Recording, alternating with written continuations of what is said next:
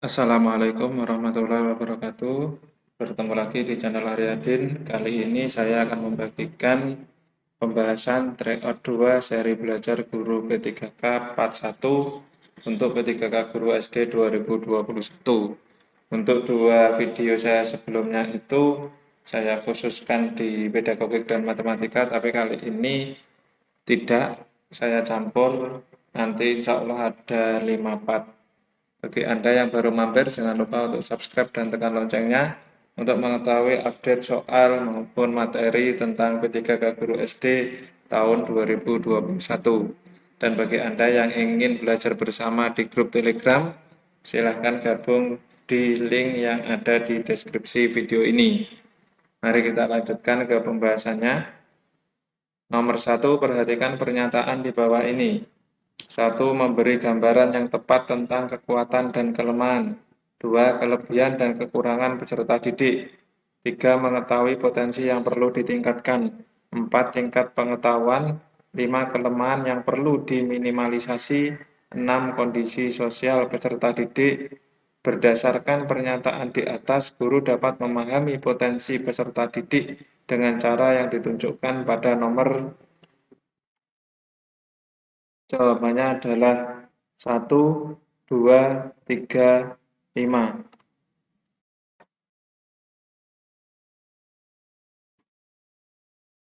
Pembahasannya ini berdasar di modul. Dengan memahami potensi peserta didik, guru dapat memberi gambaran yang tepat tentang kekuatan dan kelemahan. Jadi yang satu ini, kelebihan dan kekurangan peserta didik, di 2 masuk, serta dapat mengetahui potensi yang perlu ditingkatkan, 3 masuk, dan kelemahan yang perlu diminimalisasi. Jadi 5 masuk. Jadi jawabannya adalah yang 1, 2, 3, dan 5. Dengan demikian, guru dapat merencanakan pembelajaran yang tepat, kreatif, dan efektif agar peserta didik mencapai prestasi terbaiknya sesuai dengan potensinya. Soal nomor 2, pemisahan 2 atau lebih zat cair berdasarkan perbedaan titik didihnya yang cukup besar disebut destilasi.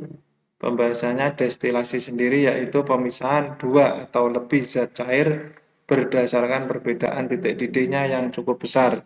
Contohnya pemisahan campuran air dan etanol, di mana pada suhu 25 derajat Celcius dan tekanan 1 atmosfer, titik didih air 100 derajat Celcius, sedangkan alkohol 78 derajat Celcius. Jadi ini pemisahannya menggunakan perbedaan titik didih. Jadi jika ada campuran air dan etanol itu kalau dipanaskan nanti yang alkoholnya pada saat 78 derajat Celcius ini akan menguap, sedangkan air belum. Karena titik didih air adalah 100 derajat Celcius. Soal nomor 3, pembangunan negara akan lebih cepat berjalan jika setiap orang memiliki perspektif yang serupa mengenai perbedaan. Maka dari itu, kehidupan bernegara pun akan menjadi lebih mudah untuk dijalani. Pernyataan di atas merupakan manfaat toleran terkait dengan. Jawabannya adalah menguatkan rasa nasionalisme.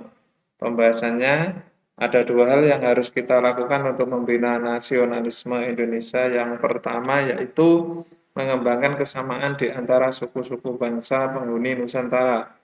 Dan yang kedua mengembangkan sikap toleransi.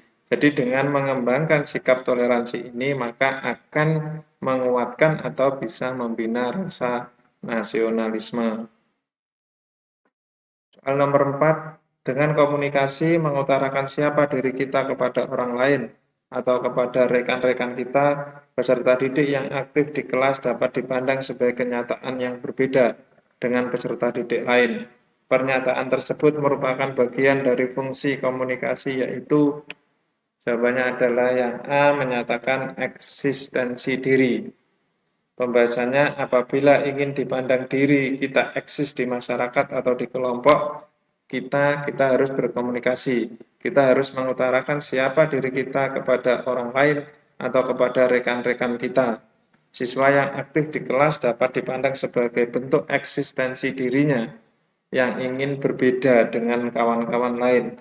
Dengan berkomunikasi, kita bisa dipandang oleh orang lain keberadaan kita. Jadi, gunanya untuk dipandang berbeda itu berarti fungsi komunikasi sebagai eksistensi diri.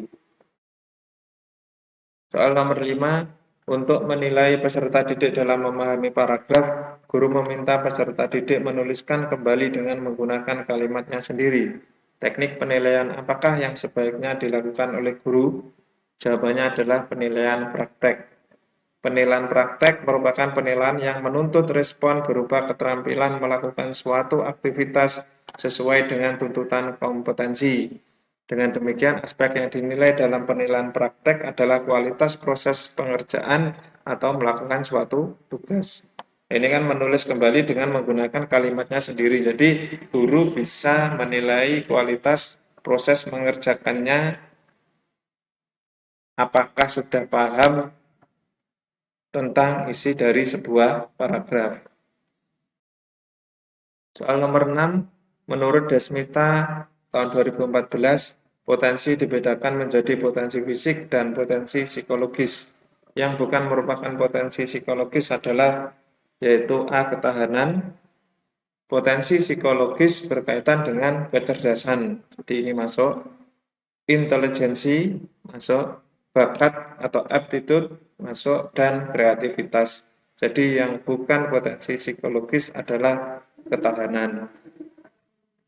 Soal nomor 7, keterampilan berpikir tingkat tinggi memiliki beberapa aspek pemahaman bahwa keterampilan untuk dapat memecahkan masalah yang muncul pada kehidupan sehari-hari merupakan bagian dari aspek keterampilan berpikir tingkat tinggi sebagai problem solving. Pembahasannya, keterampilan berpikir tingkat tinggi sebagai problem solving diperlukan dalam proses pembelajaran karena pembelajaran yang dirancang dengan pendekatan pembelajaran berorientasi pada keterampilan tingkat tinggi tidak dapat dipisahkan dari kombinasi keterampilan berpikir dan keterampilan kreativitas untuk pemecahan masalah.